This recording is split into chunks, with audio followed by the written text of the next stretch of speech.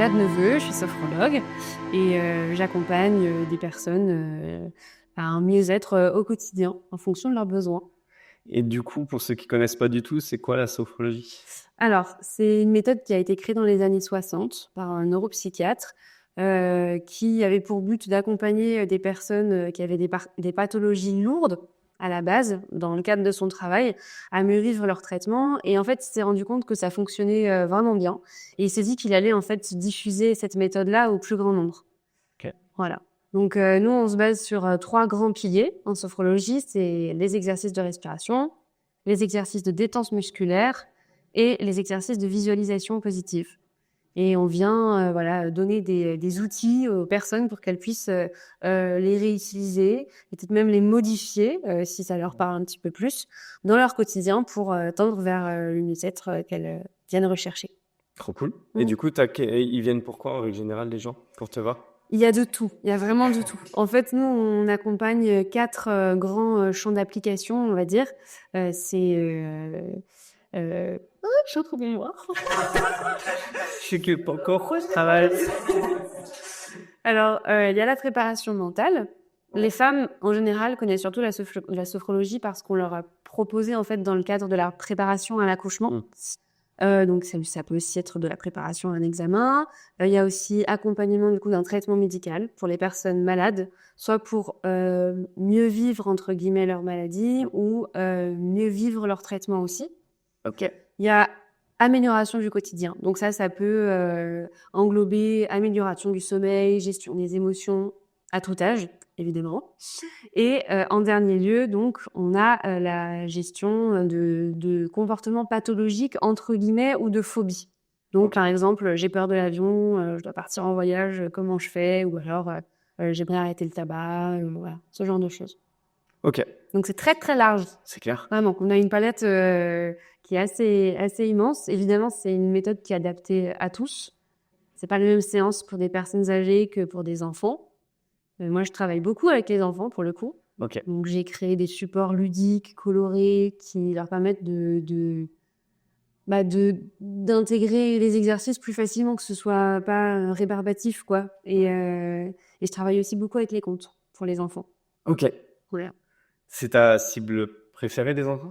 Oui, en fait, mon premier métier, c'est professeur de musique, musicienne. Et donc, je travaille avec ce public-là depuis que j'ai 19 ans. Voilà, c'est un bonheur d'accompagner les enfants, les ados. Mais voilà, c'est pour tout public, mais c'est vrai que j'ai préférence pour les enfants. Voilà. Et Yann, pourquoi? Pour gérer les soucis à l'école, principalement, j'imagine? Il y a vraiment de tout. Oui. Il y a troubles du sommeil, il y a évidemment la dyslexie, troubles de l'attention, ce genre de choses. Il y a aussi gestion des émotions. Les enfants qui n'arrivent pas à gérer la frustration ou qui se sentent débordés, qui n'arrivent pas aussi à exprimer. Mais on travaille dessus à travers des jeux, à travers des contes, comme je disais, à travers des exercices de respiration. Et là aussi, voilà, c'est extrêmement varié et c'est un travail qu'on fait en parallèle avec les parents beaucoup, évidemment. Et voilà. Et parfois aussi avec les maîtresses et les maîtres. Ok. Voilà. C'est trop cool. Oui, créer du lien, c'est hyper important pour les enfants, entre autres, voilà, pour qu'ils puissent voir que tout n'est pas éclaté autour d'eux et qu'on peut rassembler les morceaux, on peut travailler main dans la main avec papa, maman, la maîtresse, la sophrologue, voilà.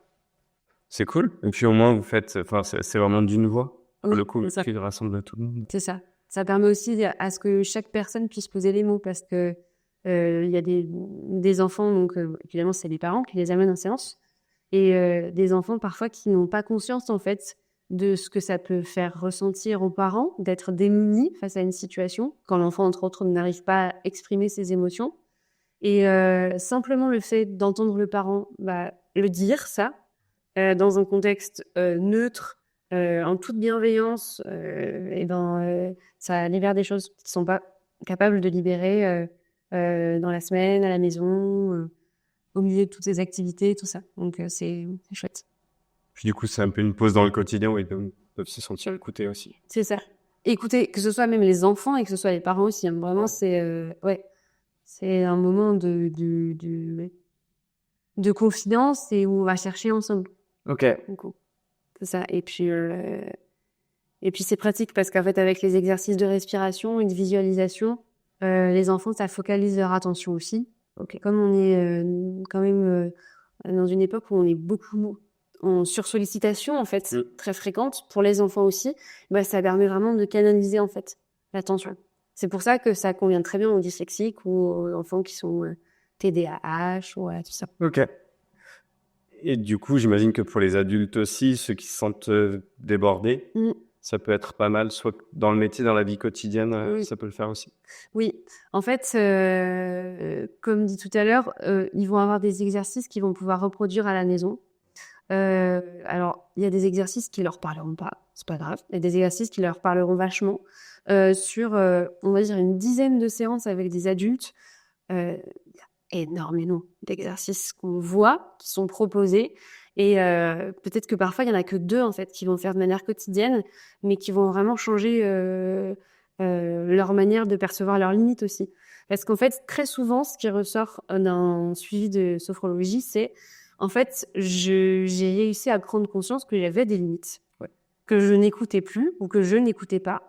J'ai aussi pris conscience que j'avais des capacités que j'avais oubliées à force de m'occuper de tout le monde sauf de moi. Et puis voilà, la personne peut le faire évidemment. Le but c'est qu'elle puisse le faire dans n'importe quelle circonstance aussi, pas que une fois qu'on est tranquillement installé dans son lit à la fin de la journée, mais que au bureau, ben on s'octroie 2 minutes, 5 minutes parfois. Il suffit juste de ça pour baisser un petit peu le rythme cardiaque, réguler le système nerveux et se déposer en fait dans ce qu'on fait. Ok. Et tu as un exercice concret pour que l'on puisse un peu se projeter ou pas magique, hein, mais pas magique. Alors il y a la cohérence cardiaque, qui est un très bon exercice. Donc c'est pas moi qui l'ai inventé, mais en fait c'est un exercice qui permet justement, donc on peut le faire soit 2 minutes, soit 5 minutes, soit 10 minutes. Le mieux c'est de le faire 2 à 3 fois, 5 minutes par jour. Ok. Et en fait, donc c'est un exercice qui va permettre de respirer de manière profonde, ce qui va permettre de détoxifier l'organisme sur les expirations et ce qui va permettre justement de ramener de l'oxygène pour faire fonctionner tous les organes vitaux qui en ont besoin. Chose qu'on peut pas forcément, en tout cas qu'on ne fait pas suffisamment avec des respirations très courtes. Respiration qu'on a entre autres quand on est stressé. Et donc la cohérence cardiaque, ça peut vraiment être un allié au quotidien. J'ai entendu une métaphore la dernière fois d'un médecin qui disait en fait, prendre du temps pour soi, que ce soit au cours d'une activité physique ou même d'une activité où juste on va respirer, on va être dans la pleine conscience, ce genre de choses. On peut pas se dire, je vais m'octroyer 1 heure par semaine pour faire ça. C'est comme si on se disait, je vais me brosser les dents 1 fois 1 heure dans la semaine. En fait, ça marche pas. On le sait, en fait, c'est la répétition qui crée ça, qui crée le fait que ça s'ancre en nous et qu'on ritualise comme pour les enfants. On a des rituels qui nous font du bien, le soir, le matin, posons dit. Et peut-être un autre petit conseil aussi, c'est essayer de faire un maximum une chose à la fois, un pas après l'autre. C'est tout bête, mais quand on mange, ne pas forcément s'éparpiller en checkant les mails, ce genre de choses. Juste être à ce qu'on fait là, avoir conscience qu'on a de la chance de vivre ce moment-là et le vivre pleinement, sans avoir mille activités autour. Tu veux dire qu'il y a des personnes qui peuvent faire 2 choses en même temps? Je peux dire ça, oui. Même 2, 3 ou 4. Et ouais, en fait, c'est pas bon pour tout, en fait. Et puis, tu nous parles en plus d'exercices où c'est 2 minutes, 5 minutes, Oui. Ça se fait. Oui. Alors, j'ai découvert un super exercice, juste. Mais alors, en général, les adultes en rigolent, mais il y en a beaucoup qui achètent quand même ce que je propose. J'ai peur. Non, n'aie pas peur. Je l'utilise beaucoup, entre autres, pour les enfants à la base, mais ça marche aussi pour les adultes, notamment ceux qui bossent en bureau. Après, je suppose qu'on peut l'adapter aussi. C'est la boule à neige. Pour de vrai. Tu prends des boules de neige dans le sac et tu le lances sur les collègues qui te supportent. Non, pas du tout. Non, mais par contre, j'ai toujours une boule de neige avec moi maintenant, ça c'est vrai. je suis devenue une vraie pro des boules à neige.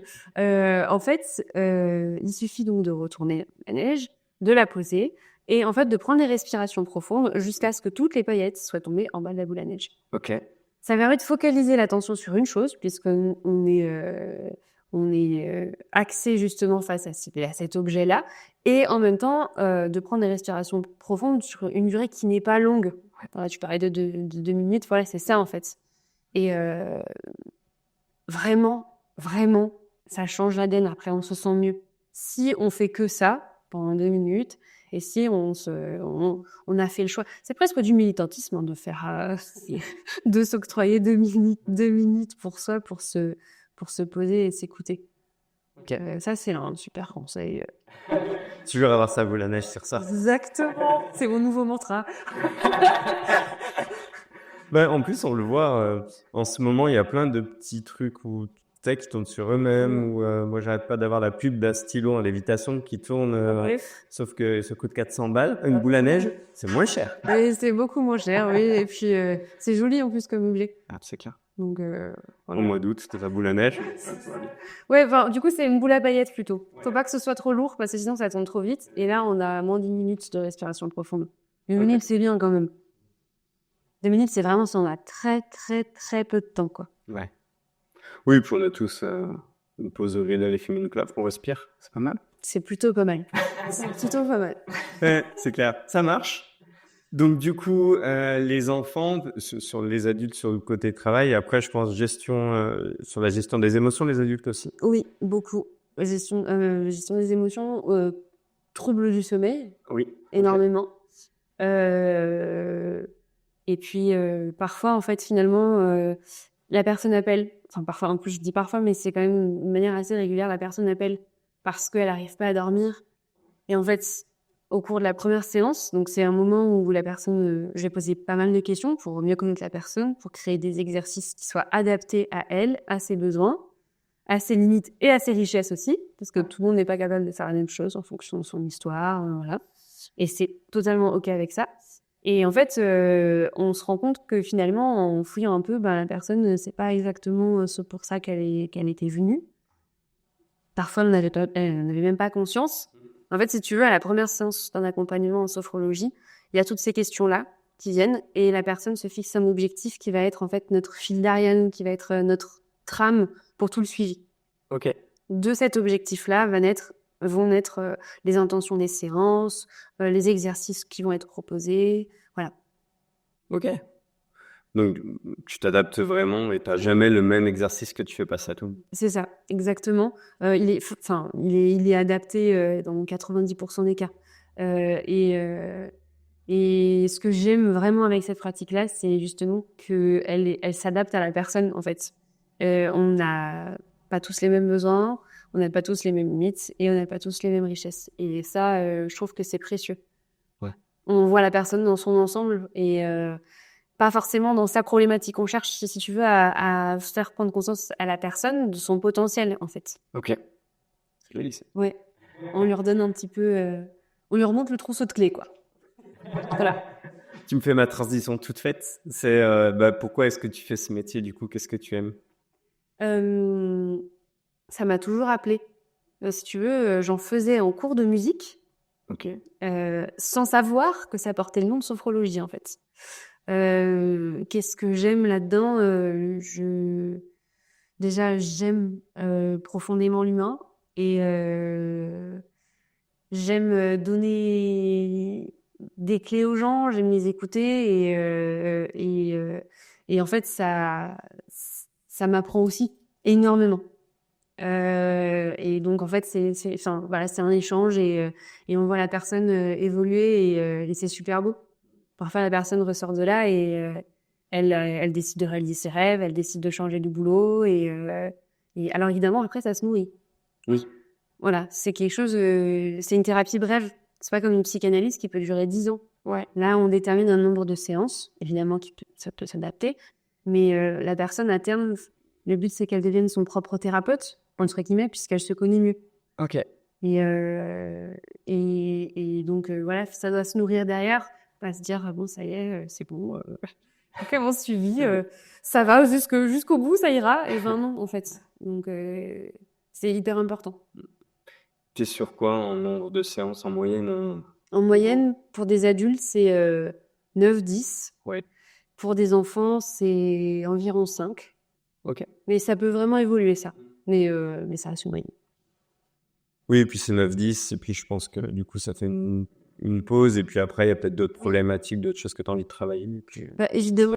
En fait, c'est ça, la personne, elle peut venir aussi pour une problématique, et puis on va au bout de l'objectif, la personne a atteint son objectif, elle est OK avec ça, et puis elle va revenir quelques mois après en disant, ben, j'aimerais bien régler ça aussi, voilà. Tout en sachant que très généralement, la personne, enfin, ça vient bouger aussi d'autres axes en fait de sa vie. Si elle vient parce qu'elle a du mal à gérer ses problèmes au boulot, en fait, ça vient bouger aussi dans sa vie personnelle.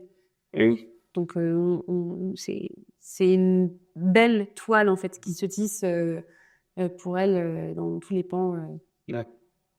Oui, et puis souvent, tu ouvres une porte, t'avances, et puis il y en a une autre, du coup, tu en découvres une autre qu'il faut ouvrir elle aussi, et puis... C'est ça. Ok. Et par rapport, parce que du coup, tu as le même discours que d'autres thérapeutes pour comment choisir la sophro ou par rapport à d'autres façons de faire? Alors ça, c'est une bonne question. Je pense qu'il faut...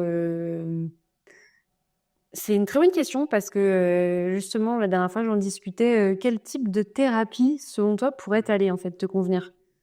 Pour ça, je pense que s'informer, c'est super. Même faire une séance d'essai, en fait, c'est possible. Ça n'engage à rien aussi, parce qu'on n'est jamais sûr, en fait, de savoir si ça va nous parler. Et ensuite, des personnes qui verront plus de l'utilité dans le fait de parler.